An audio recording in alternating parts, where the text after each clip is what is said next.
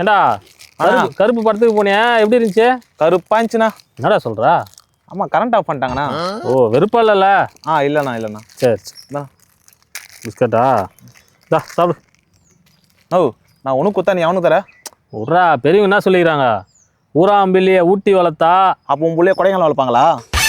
அது இல்லடா, அடுத்தவன் புள்ளைய ஊட்டி வளர்த்தா தம்புல தானா வளரும் சொல்லிக்கிறாங்கடா. தம்பி, இப்ப கொஞ்ச நேரத்துக்கு முன்னால ஒரு பழமொழி சொன்னீங்களே, அதுக்கு என்ன அர்த்தம்? ஐயா, அதான் அடுத்தவங்க வீட்டு பிள்ளைக்கு நம்ம ஊட்டி வளர்த்தோம்னா தம்புல தானா வளரும்னு அர்த்தம். அது அடுத்தவங்க வீட்டு புள்ள இல்லப்பா, அது அப்படி கணக்கு கிடையாது. சரி, உனக்கு திருமணம் ஆயிடுச்சா? ஒரே முறை ஆச்சுங்கய்யா. எல்லாருக்கும் 10-15 தடவை ஆகும். உங்க மனைவி இருக்காங்க பாத்தீங்களா, அவங்க ஊரான் வீட்டு பிள்ளை. ஐயா, என்ன அவங்க ஊரா விட்டு போலன்றீங்க? நிஜம்தான், வெளியில இருந்து கொண்டு வந்தவங்க அர்த்தம். ஓகே. உனக்கு குழந்தை இருக்குதா? இருக்குதுங்கய்யா, 2 குழந்தை. 2 குழந்தை இருக்கு இல்லையா? அது உன் பிள்ளை. ஆமா. அந்த குழந்தை கருவுற்று இருக்கிறாங்கல்ல உங்க மனைவி, அந்த நேரத்துல நல்ல காய்கறிகள், கீரைகள், சத்தான உணவுகளை அந்த ஊராம் வீட்டு பிள்ளையா இருக்கக்கூடிய உங்க மனைவிக்கு ஊட்டி ஊட்டி வளர்த்தீங்கன்னா, வயிற்றுல இருக்கிற உன்னோட குழந்தை இருக்குது இல்ல, தாம் பிள்ளை மிகச்சரியான எடையோட பிறக்கும், நல்லா வளரும், தானா வளரும். அதான் அதுக்கு அர்த்தம். அப்ப மாமியார் வீட்டுல இருந்து வந்ததால அவங்க ஊரான் பிள்ளை. பொண்டாட்டியோட வயிற்றுல இருக்கிறதால அது தாம்புள்ள. ஆமா. சூப்பரிங்கயா, அருமையா சொன்னீங்க. இவ்வளவு நாளா இது தெரியாம போச்சுங்கயா. அப்ப தப்பா சொல்ல மாட்டேன். பிஸ்கட் ஊரா போடா. அப்ப நீ பிஸ்கட் நீ ஏன்டா கொண்டா? அட பாவீங்களே, குடுக்க கூடாதுன்னு நான் சொல்லலையேடா. என்னடா இந்த பொண்ணு பார்க்க போனியா? என்ன ஓகே ஆயிடுச்சா? இல்லப்பா, ஏன் பொண்ணு தரமாட்டேன் சொல்லிட்டாங்க. ஏன்?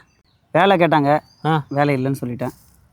அதனால பொண்ணு கொடுக்க முடியாது சொல்லிட்டாங்க. அடா பாவி, நீ ஏன் வேலை இல்லைன்னு சொன்ன? வேலை இருக்குன்னு போய் சொல்ல வேண்டியது தானே? எப்படிப்பா போய் சொல்றது?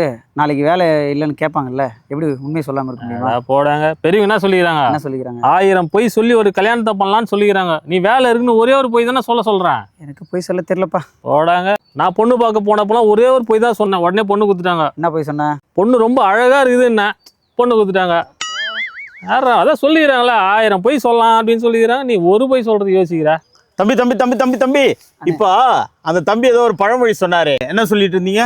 ஐயா, 1000 பொய் சொல்லியாதான் ஒரு கல்யாணம் பண்ணலாம்னு சொல்றாங்க ஐயா. தம்பி, தமிழர்கள் எப்பவும் பொய் சொல்றதை ஊக்குவிக்க மாட்டாங்க. சரிங்க ஐயா.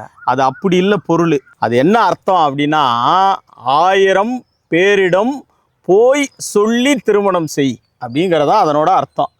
பொய் சொல்லி இல்லை, போய் சொல்லி அப்படிங்கிறத அர்த்தம். பார், பம்பரா இருப்பார். அதனால பொய் சொல்லக்கூடாது. 1000 பேர்கிட்ட போய் சொல்லிட்டு உங்க திருமணத்தை பண்ணீங்கன்னா அவங்களோட அனுபவம், அவங்களுடைய வாழ்த்து இதெல்லாம் உங்களுக்கு கிடைக்குங்கிறதா அதனோட பொருள்.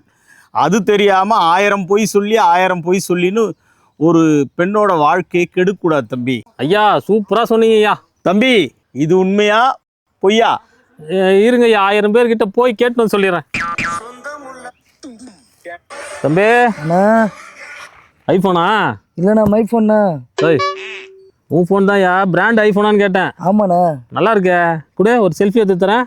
புது ஃபோனா? இன்னும் டெம்பர் கிளாஸ் கூட போடல, ஸ்க்ராட்ச் ஆகிடும்ண்ணா. போட்டு தரேன். ஹலோ, பாத்தியா, ஃபோன் வராமலே ஃபோன் பேசின்னு போகிறான். டேய், யானைக்கு ஒரு காலம் வந்தால் பூனைக்கு ஒரு காலம் வராமலா போயிடான். போடி போ, பார்த்துக்கிறேன். தம்பி, இப்போ ஒரு பழமொழி சொன்னீங்களே, அதுக்கு என்னப்பா அர்த்தம்? ஐயா, அவன் போகிறானே, அவன் கொஞ்சம் வெயிட் கையே. அந்த மாதிரி வெயிட்டான பார்ட்டிக்கு ஒரு காலம் வரும்போது என்ன மாதிரி எளியவனுக்கு ஒரு காலம் வராமலா போயிடும் அப்படின்னு சொன்னாங்கய்யா. தம்பி, அதுக்கு அர்த்தம் அப்படி இல்லைப்பா. ஆனா பசுவிலிருந்து வரக்கூடிய நெய், நெய், பூ நெய் அப்படின்னு சொன்னா பூவிலிருந்து சேகரிக்கிற தேன். ஆணையை ஒரு மனுஷன் வாழ்க்கையில ஒரு குறிப்பிட்ட வயசு வரல நெய்யை சேர்த்துக்கலாம். ஒரு குறிப்பிட்ட வயசு வரல நெய்யை சேர்த்ததுக்கு பிறகு அவன் உடல் பருமன் ஆயிடும். அப்போ உடலை சரியான நிலைக்கு வச்சுக்கிறதுக்கு பூநெய்ன்னு சொல்லக்கூடிய தேன் கொடுக்கணும். அப்போ ஒரு காலகட்டம் வரை ஆணை, ஒரு காலகட்டம் வரை பூநெய். அதனால அந்த காலத்துல என்ன முன்னோர்கள் சொன்னாங்கன்னா, ஆணைக்கு ஒரு காலம் வந்தால் பூனைக்கு ஒரு காலம் வரும், பூநெய்க்கு ஒரு காலம் வரும்னு சொன்னாங்க. அதுதான் அதனோட உண்மையான பொருள். ஐயா, உலகமே அப்படிதான் பேசிட்டு இருக்க. அதனாலதான் சரி பண்ணணுங்கிறதுனாலதான் ஊரா சுத்தி இதெல்லாம் சொல்லிட்டு இருக்கேன். நீங்க ஒரு 100 ஆண்டுக்கு முன்னாடியே வந்திருக்கணுங்க ஐயா, அது சரி பண்றதுக்கு. ஃபுல்லா ஸ்ப்ரெட் ஆயிடுச்சுங்க ஐயா. தம்பி, தம்பி, அண்ணா ரொம்ப அர்ஜென்ட்டு ஒரு 5000 ரூபாய் கடனா கொடுறா. இல்லண்ணா காசு ரொம்ப டைட்டா இருக்குண்ணா. பரவாயில்லடா, நான் லூஸ் பண்ணிக்கிறேன்டா. அது இல்லண்ணா சுத்தமா காசு இல்லண்ணா. நான் தொச்சிக்கிறேன்டா குர்ரா. இந்த கஷ்டத்துலயே உனக்கு காமெடி கேக்குதேன். சரி ஜிபேலுக்கு தான் பாக்குறேன். பாரு. ஏய் ஆனா வேணாம், அவனுக்கு காசு கொடுக்காத, அவனை நம்பாத. ஏண்ணா? அவன் தரமாட்டான், அவன் நம்பாத. ஐயோ ஏய் அதனால திரும்பி குத்துருவோம்டா. என்ன நம்பு. பெரியவங்க என்ன சொல்லிக்கிறாங்க, கல்லனை நம்பலாம், குள்ளனை நம்பலாம் சொல்லிக்கிறாங்க. அதனால இவன் நம்பாத. தம்பிங்களே, இப்போ ஒரு பழமொழி சொன்னீங்களே, என்ன சொன்னீங்க? ஐயா எல்லாம் பெரியவங்க சொன்னதான். திருடனை நம்பலாம், குள்ளனை நம்பக்கூடாது அப்படின்னு சொன்னாங்க ஐயா. உருவு கண்டு எல்லாமே வேண்டும்ங்கிறது தான்ப்பா தமிழரோட பண்பாடு. சரிங்க ஐயா. உருவத்தை வச்சு ஒருத்தர் எடை போடக்கூடாது. கல்லன் அப்படின்னு சொன்னா யாரை குறிக்கும்னா, மகாபாரதத்துல வரக்கூடிய கண்ணபிரானை குறிக்கும். அவரை நம்பிங்க யாருமே கெட்டதே கிடையாது தம்பி. குள்ளன்னு சொன்னா என்னன்னா, அதே திருமாலினுடைய அவதாரத்துல இருக்கக்கூடிய வாமன அவதாரத்தை குறிக்கும். வாமன அவதாரம்னா என்னன்னா, அவர் குள்ளமா இருப்பார். இந்த மகாபலி சக்கரவர்த்தி என்ன பண்ணா, இவன் சின்ன பையன் தானே, இவன் என்ன பெருசா 3 அடி எடுத்துக்குவான் அப்படின்னு நினைச்சு அவனுக்கு சொன்னான், எடுத்துக்கோ அப்படின்ட்டு. 1 அடி வானத்தை அளந்தான், இன்னொரு அடி நிலத்தை அளந்தான், இன்னொரு அடி தன் தலை மேல வச்சான், அவனோட ஆணவத்தை அடக்கினான். எனவே கல்லனை நம்பினாலும் நம்பு, குள்ளனை நம்பாதேன்னு சொன்னது காரணம் இதுதான் அர்த்தம். ஒருத்தரோட உருவத்தை வச்சு சொல்லல தம்பி. ஆளுகள் தெரியாம போச்சுங்க ஐயா. கை கொடுங்க ஐயா. நன்றியா, வாழ்த்துக்கள்யா. ஐயா இது தெரியாம நான் குள்ளமாகறதுல போற வரவங்களாம் இந்த பழமொழி சொல்லி என்ன கேலி பண்ணியிருந்தாங்க. அததான் தமிழர்கள் எப்பவுமே என்னன்னா, ஒருத்தர் மனம் புண்படுற மாதிரி பழமொழி சொல்லி இருக்க மாட்டாங்க. அதான் அதனோட அர்த்தம். தம்பி இப்போ ஏதாவது 5000 போட்டு விடு இல்லையா? அமுச்சு விடுறேண்ணா. போட்டு விடு. அமுச்சுட்டேண்ணா. ஓகே ஆண்ணா வா. என்ன இந்த பக்கம்? சும்மா கடைக்கு போறேண்ணா. ஓஹோ, தம்பி யாரு? சும்மா டிரைவர்ண்ணா. டிரைவரா? ஆமாண்ணா. இது 2 வீலருக்கு டிரைவரா? ஆமாண்ணா. நம்ம ரேஞ்சுக்கெல்லாம் நம்ம போய் ஓட்ட முடியுமாண்ணா? அதான் டிரைவர் போட்டேண்ணா. சரிப்பா. சரிண்ணா வரண்ணா. டிரைவர் கோ வரண்ணா. நேற்று வரைக்கும் நடந்து போயின்னு இருந்தான், இப்போ 2 வீலருக்கு டிரைவர் போட்டுன்னு போகிறான். நான் தான் சொல்ல, இதைத்தான் பெரியவங்க அப்பயே சொன்னாங்க, அல்பனுக்கு வாழ்வு வந்து அர்த்தராத்திரியில் ஓட பிடிப்பானா. கரெக்டாக சொல்லிக்கிறாங்க. தம்பி ஐயா என்னப்பா நீயே இப்படி பேசலாமா? என்னங்க அப்படி இல்லப்பா. அதுக்கு அர்த்தம் அல்பன் அப்படிலாம் தமிழ்ல யாரையும் திட்டமாட்டாங்கப்பா. அது என்னன்னா, அர்ப்பணிப்பு வாழ்வுடன் ஒருத்தன் வாழ்ந்தான்னா அவன் அர்த்தராத்திரியிலும் கொடை கொடுப்பான் அப்படின்னு அர்த்தம். ஏன்னா வெள்ளிக்கிழமை செவ்வாய்க்கிழமை சாயந்தரம் ஆயிடுச்சு அப்படின்னு சொல்லிட்டு சில பேர் வீட்டில இருந்து ஒரு பொருளை எடுத்து கொடுக்க மாட்டாங்க. சாயந்தரம் ஆயிடுச்சு நாளைக்கு போ, மாட்டுக்கு தண்ணி கூட கொடுக்க மாட்டாங்க. அப்படி இருக்கிற மக்களுக்காக சொன்னாங்க, அவங்க அர்ப்பணிப்பு உணர்வோட வாழ்ந்தாங்கன்னா அர்த்தராத்திரியா இருந்தா கூட ஏதாவது எடுத்து கொடுப்பான். கொடை கொடுப்பான் அப்படின்னா, கொடைனா இந்த உதவி செய்யறது. அந்த உதவி செய்யறப்போ அர்ப்பணிப்பு உணர்வோட இருந்தாங்கன்னா உதவி செய்வாங்கன்றதுதான்ப்பா அதனோட அர்த்தம். நீ தப்பா அந்த தம்பிங்களுக்கு போய் சொல்றியப்பா. இல்லைங்கய்யா, காலங்காலமா அப்படி சொல்றாங்க, அதான் நானும் சொல்லிட்டேங்கய்யா. காலங்காலமா சொல்றது இனிமையாவது மாத்தி சொல்லிங்கய்யா. சரிங்கய்யா. சாப்பாடு ரெடி ஆயிடுச்சா? போலாமா? போகலாம், பொறுமையாக போகலாம். ஏய் பொறுமையா போனா அங்கே பீஸ் காலியாண்டா. கூட்டமாக இருக்குப்பா, கொஞ்சம் பொறுமையாக போல இருக்கு. ஏடா பெரியவங்களே என்ன சொல்லிக்கிறாங்க? என்ன சொல்லிக்கிறாங்க? பந்திக்கு முந்து படைக்கு பிந்துன்னு சொல்லிக்கிறாங்களா? படைக்கு கூட நீ பின்னால போய்க்கோ, ஆனால் பந்திக்கு முன்னாடி போய்க்கோன்னு சொல்லிக்கிறாங்க. அப்படின்ற பந்திக்கு முந்து படைக்கு பிந்துன்னு ஏன் சொல்றாங்கன்னா, அது பொருள் அப்படி இல்லை தம்பி. பந்திக்கு முந்திக்கை, படைக்கு பிந்திக்கை. அப்படின்னா இப்போ உணவு கொடுக்குற இடத்துல என்னன்னா, இப்படி கொடுக்கணும், முன்பக்கமாக கை நீளணும்.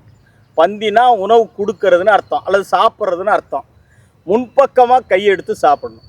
படைக்கு பிந்திக்கைனா ஒருத்தனோட திறமையை அந்த காலத்தில் எப்படி அளவீடு செய்வாங்கன்னா, அவனோட கை வீச்சு எவ்வளோ தூரம் பின்பக்கமாக போகுதோ அவ்வளோ வேகமாக வந்து ஈட்டி, அம்பு, கத்தி, வாள் இதெல்லாம் பின்னால் போகணும். அப்போ அதை இழுக்கிறப்போ எவ்வளோ வேகமாக பின்னால் போகுதோ அவ்வளோ வேகமாக அது போகும். அப்போ போர்க்களத்தில் பிந்தி கை போகணும். அதை வச்சு தான் குரு அவன் வந்து தேர்ச்சி பெற்றான் அப்படின்னு முடிவு பண்ணுவாங்க.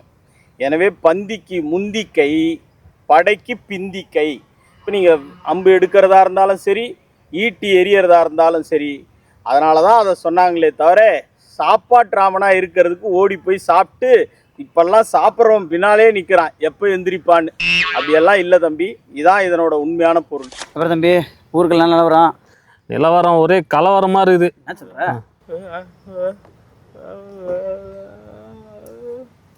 ஏய் இது காசு எதுவும் போடாத, கைகள் நல்லா தானே இருக்குது. ஆமாப்பா, வாய் பேசாதப்பா. வாய் பேச முடியாது. பெரியவங்க சொல்லி கேள்விப்பட்டது இல்லையா நீ? என்ன ஊமா ஊரே கெடுக்குண்ணே. ஊமை ஊரே கெடுக்கும். ஊரை கெடுக்குமா? காசுலாம் போடாத. தம்பி, தமிழர்கள் எப்பவும் ஒரு மாற்றுத்திறனாளியே இழிவுபடுத்துற மாதிரி ஒரு பழமொழி கொடுத்துருக்க மாட்டாங்க. ஊமைங்கிறது என்னன்னா ஊமத்தஞ்செடி.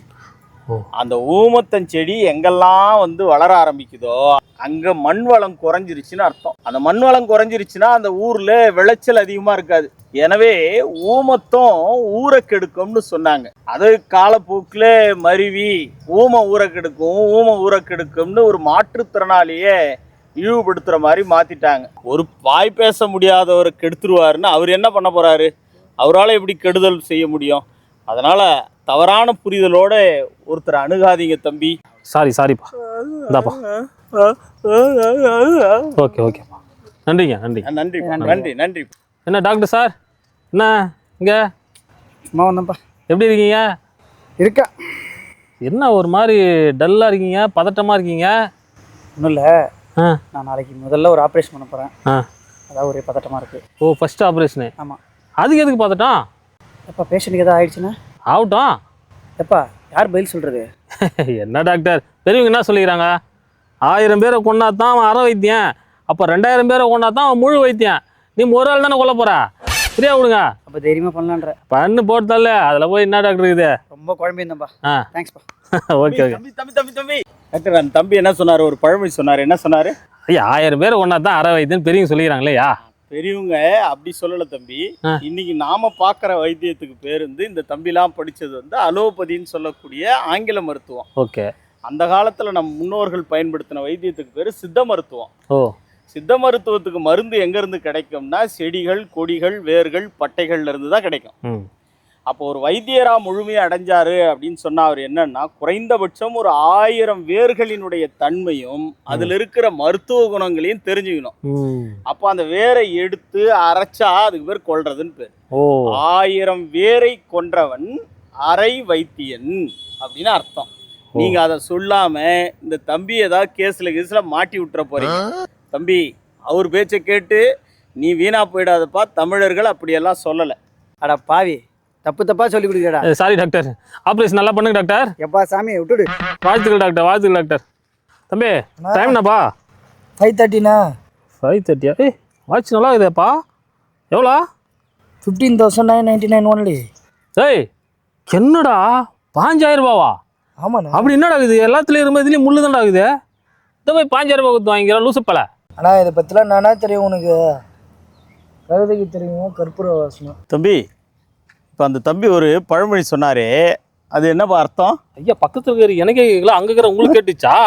கழுதுக்கு தெரியுமா கற்பூர வாசனை கேட்குறான். ஐயா, இவனுக்கு அறிவு இருக்குதா? இவன் ஏன் கற்பூரத்தை கழுதிட்டு வைக்கிறான்? இப்போதான் இவ்வளோ நாளாக இப்படி தான் நினச்சிக்கிறாங்க. கழுதைக்கும் கற்பூரத்துக்கும் சம்மந்தமே இல்லை. இல்லைன்னா நம்ம முன்னோர்கள் ஒரு வகையான கோரை புல்லை வளர்த்தாங்க. அந்த புல்லில் தைக்கிறதுன்னு சொல்கிறது என்னன்னா பாயை குறிக்கும். பாய் செய்யறதுக்கு தைக்க அதுலேருந்து ஒரு நல்ல வாசனை வரும். அது கற்பூர வாசனை மாதிரி இருக்கும். அதனால் என்ன சொன்னாங்கன்னா, தைக்க தெரியும் கற்பூர வாசனை, அதுதான் சொன்னாங்க. கழுதையும் கற்பூரத்துக்கும் சம்பந்தம் இல்லை. அதுகிட்டே யாரும் காட்டல. அதான் அது தெரியாம பேசிட்டுக்கிறான். அப்ப இனிமே எப்படி மாத்திக்கலாமையா? எப்படியா? குதிரைக்கு தருமா குருமா வாசனை அப்படி மாத்திக்கலாமா? உன்கிட்ட வந்து நான் மாட்டின பாரியா, உங்களுக்கு போய் பழமொழி சொன்ன பாரியா. நன்றியா. நண்பா, உனக்கு ஒரு விஷயம் தெரியுமா? என்ன? நம்ம கூட சித்தானே சுந்தர். எந்த சுந்தர்? டேய், அடிக்கடி திருட்டு ஜெயிலுக்கு போயிட்டு குடிச்சிட்டு கலாட்டா பண்ணிருப்பானடா. ஓ, அவனா? அந்த சுந்தர் தான். என்ன அவனுக்கு போலீஸ் வேலை கிடைச்சிச்சுரா? சரி. ஆமா. என்ன சொல்றா? அவன் போய் போலீஸ். அவனுக்கு போலீஸ் வேலையா? ஆமாடா. சரியா போச்சு. நான் இப்படிதான் ஆச்சரியமா நம்பவே முடியல. பெரியவங்க கரெக்டா தான் சொல்லிக்கிறாங்க. என்னன்னு? போக்கத்தனுக்கு போலீஸ் வேலை, வக்கத்தனுக்கு வாதிர வேலைன்னு. ஆமாப்பா, கரெக்டா போச்சு பாத்தியா? அது அப்படி இல்லை தம்பி. போக்குனா இந்த சட்ட திட்டங்கள்னு சொல்றோம் இல்லையா? ஆமா. இதுக்கு இதை செய்யணும், இப்படிதான் இருக்கணும், இப்படிதான் நடக்கணும், அரசினுடைய எல்லா சட்டத்தையும் சொல்லியிருப்பாங்க. இதை கற்றுக் கொடுக்கறவங்களுக்குன்னு ஒரு வேலை கொடுக்கறதான் போக்கு கற்றவனுக்கு போலீஸ் வேலை. வாக்குனா சுத்தமான சொற்கள், நல்ல சொற்கள். அந்த சொற்களை எல்லாம் நல்ல விதமாக யாருக்கிட்ட எப்படி பேசணும்னு சொல்லி கொடுக்கிற வேலை வந்து வாத்தியார் வேலை. எனவே போக்கு கற்றுக் கொடுப்பவனுக்கு போலீஸ் வேலை, வாக்கு கற்றுக் கொடுப்பவனுக்கு வாத்தியார் வேலை. இப்படிதான் சொன்னாங்க. நீங்க போக்கத்தவனுக்கு போலீஸ் வேலை, வாக்கத்தவனுக்கு வாத்தியார் வேலைலாம் சொல்லி தப்பா தமிழை கெடுத்து விட்டுறாதீங்க. ஐயா அது நாங்கள் சொல்லிங்கய்யா, ஆ. இத்தனை காலமாக ஊரில் அப்படிதான் சொல்லிக்கிறாங்க. அப்படிதாயா சொல்லுவாங்க. உங்களை மாதிரி இளைஞர்கள் தான் இனிமே எடுத்துட்டு போய் நல்ல விஷயத்த 4 பேருக்கு சொல்லுங்கப்பா. போக்கு கத்து கொடுக்கறது போலீஸ் வேலை, வாக்கு கத்து கொடுக்கறது வாத்தியார் வேலை. ஐயா சொல்லு. நீங்க பழமொழி சொல்லி கொடுத்தது கூட இல்லைங்கய்யா, எங்களை இளைஞர்கள் சொல்லிட்டு பாருங்க, அதுக்கு ரொம்ப நன்றிங்க. மகிழ்ச்சியா. நான் கூட பெரியவங்க ஏன் பிற்போக்குத்தனமா பழமொழி சொல்லிட்டு போயிருக்காங்க அப்படின்னு அடிக்கடி யோசிப்பேன். ஆனா அவங்க கரெக்டாக தான் சொல்லிட்டு போயிருக்காங்க. நாம தான் அந்த பழமொழியெல்லாம் மாற்றி தப்பு தப்பா பேசின்னு இருக்கோம். இனிமேலாவது இதை தெரிஞ்சு கரெக்டாக பேச ட்ரை பண்ணுங்க.